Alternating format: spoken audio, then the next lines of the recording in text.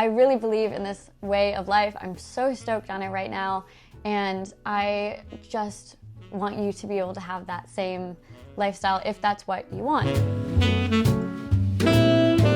Hello. So we are back after a month of not doing videos. I'm so sorry. Crazy month, but we are getting back into it. I have a really exciting story time coming for you Thursday. For now, we are doing a different kind of video. I thought that I would give a little glimpse into my own work life. I have been forging a consulting career for the last 6 months, and I kind of just wanted to give an update on where I'm at, how I got here, things that I've learned along the way. I did make some notes, and we are gonna hop right into it. I also really hope that if you are thinking of taking this kind of route, I can be helpful. As you can see in this title, it's very heavily going to be focused on Upwork, but I do also have some clients that are off of Upwork. My background, if you don't know me, I studied marketing in college. Right out of college, I started working for this startup as their first marketing hire. Made my way up to a more upper management position there. However, my first year and a half there, they couldn't pay me a full salary because it was such a new startup, which I was fine with because I totally believed in their mission, loved the company, and I was doing some small gigs on the side doing marketing for other companies. Early on, planted seeds for a consulting career and knew that I loved working across different companies at once. But again, this job that I was at was my full-time position and would be for 4 years. In late 2022, I was starting to think that it might be time to leave my position. It had been 4 years. It felt like that right time. I actually created an Upwork profile about a year and a half ago and just never touched it. I just made it for fun one day. And then in November of 2022, I started actually setting up my profile and applying to jobs. And I actually got 2 different positions around then, like November, December time period. But it was pretty light work, and I was just kind of dipping my toes into the consulting world. And in the back of my head, I was like, maybe this is the next step for me. Maybe it's not a new full-time position somewhere. This could be my next thing. December through January, I was traveling a lot. I had a cruise planned with my family, and then straight to England to visit my husband's family, and then right after that, a few weeks in Paris. And so I had all of this kind of, I guess, like self-discovery time. Obviously was working during some of that, but lighter work than normal. Just like drinking wine in my apartment in Paris and like mapping out my entire career of what I wanted it to look like. And this is so key when you're thinking of going and branching off and doing your own thing, because sometimes you kind of just have to shoot aimlessly and see where it takes you. But at the same time, if you are going to make some drastic leap to another thing that's so foreign to you, you need to kind of sit down and decide, like, what do I want from this? What don't I? Mapping out even like salary expectations, because you might take a small dip while you're building up. And I was cold outreaching, whether it be Upwork positions or reaching out to people online. I also redid my personal website to show my whole portfolio of work, making it look really sexy. By the end of that week, I was already taking interviews. If you have created an Upwork profile and that has not been your experience, that's totally fine. I just kind of wanted to give a run through of my background, and we're gonna actually go into some learnings I've experienced and tips and tricks, and basically just an outline of kind of what I did, and hopefully it can help you as well, because I really believe in this way of life. I'm so stoked on it right now, and I just want you to be able to have that same lifestyle if that's what you want. As I mentioned, I think the very first thing that you need is your website or portfolio. I find it easier to showcase my work via website, but you can put together a portfolio. I have like a little personal deck that I'll attach in my Upwork submissions that's basically like a visual resume. I just find, like, especially in the marketing world, the more visual you can get, the better, and really kind of bring your skill set to life. Another thing I would do is fill out your Upwork profile as much as possible. When people are going to your profile to vet you, to offer you an interview, they want to see that you put a lot of work into your Upwork profile and that you're serious about doing a good job for them. It is so hard at first to have no ratings and no past work experience on Upwork. I get it.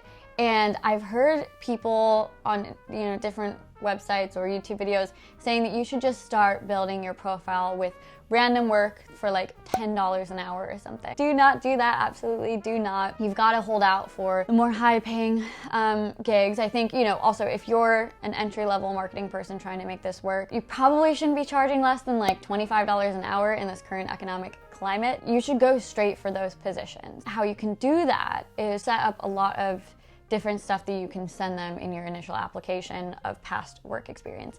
Now, let's say you also don't have a lot of past stuff to show them. This is an opportunity. Again, I was lucky enough to have materials to send people right away, but they really just want to know, like, let's say you're applying for a copywriting position. Just write articles, write, email campaigns, write blog posts, social media captions, create your own kind of portfolio. I mean, obviously don't lie about any brands that you've worked for, but they just kind of want to see what you've done. If you're applying to do, graphic design work, there's a lot that you can just create in Canva to showcase your skills. They just want to know that you are talented. You don't need to have worked for the biggest brands, etc., etc. Another reason that I would say not to undervalue your pricing at first is because one thing I've learned is to not hide how much money you've made for different jobs on Upwork. For some reason, I went through a phase where I hid it to test and people stopped responding to my applications as much. I think that they want to see that you've brought in a decent amount of money from past work. Like I said, if you haven't, fine, you can make that work for you, but I would recommend keeping that money sign on, and if they've seen that you've just done a bunch of one-off gigs for $10, they're not going to hire you. That doesn't look like a high value candidate to them. And I think one of the things that originally held me back from going on a site like Upwork is I assumed that it would be a bunch of gigs for like $10, $20 an hour. I envisioned it to be a bit more like Fiverr or something. But when I did a little bit more research,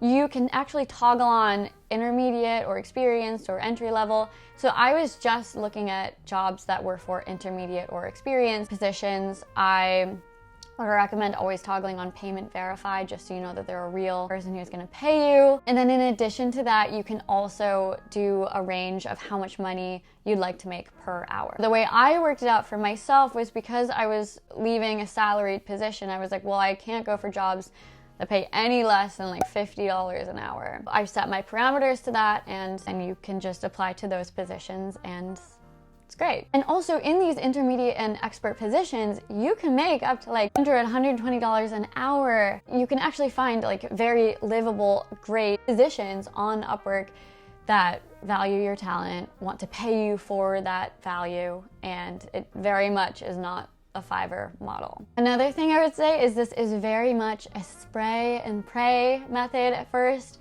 You really got to be applying to things every day. There's a lot of other people on Upwork trying to get positions as well.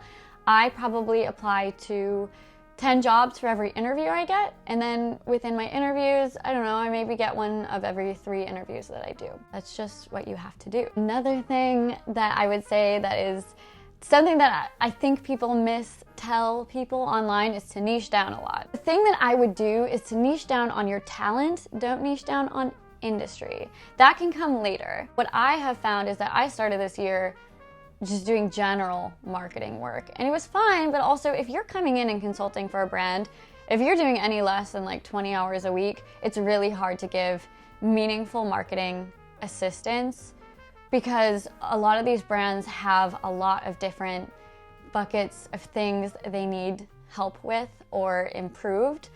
And I just found that taking on kind of like a marketing manager role, it was great, but I preferred to have kind of one thing that I could, or a few specific things that I could really dip in and do really well for them on a weekly basis. So the thing that I've come to at this point is I focus on email marketing, SMS marketing, and Shopify conversion rates. So I help people with getting their website to very much sales focused and making sure that that transaction goes through, making sure that the second the customer gets on the website, they are being brought on a journey that leads them to that checkout. In addition to that, email and SMS. I do the full stack, designing, copywriting, implementation. And the reason that I combine all of those is because you can make the best emails in the world, but if the Shopify site is not optimal for sales conversions, what you're doing with the emails is not going to translate very well. But when I say that don't niche down on industry at the beginning is because I'm now starting to be able to niche down industry-wise a bit. But when you're trying to build clients at first, a lot of marketing practices can be quite similar across industry, but just, tweaked and specified based on that company and that industry. I have done email marketing for fashion companies. I have also done email marketing for construction companies, and I have loved all of them, and they've refined my skills even further in this last 6 months. I prefer to do direct-to-consumer product marketing, what I'm going more into now, but I needed to figure out what I liked and what I didn't like at first. And if you are just getting your start, you need to be generating revenue, and sometimes that means figuring it out for a while and doing things cross-industry. Another thing I would say is that if you're starting a consultancy, you have two options. You can either work for 5 companies and be the boss of your thing that you're coming in to do for those 5 companies, or you can be working for 5 companies and you can have 5 bosses. This was another reason I was very slow to kind of pursue this career, because working for 5 different companies can be a lot. I mean, it's different teams you've got to get to know, it's different founders. And so it all comes in from the outset, coming in there, proving that you know what you're talking about and being extremely authoritative in the way that you speak. You act like an employee, then you'll be treated like an employee and you will have multiple bosses, which will just make your life more difficult as a consultant. If you act like the boss of your field and you're coming in to create more opportunities for them and help them and refine their business and help them generate more revenue, you come in, you talk to the founder, you talk to the team, you do your job, you give out tasks to people that need those tasks. There's no bullshit, there's no crossing boundaries. It's something that I have been really refining over these last 6 months, all about collecting, dating a bunch of clients and collecting the best ones. I have a roster of really incredible ones.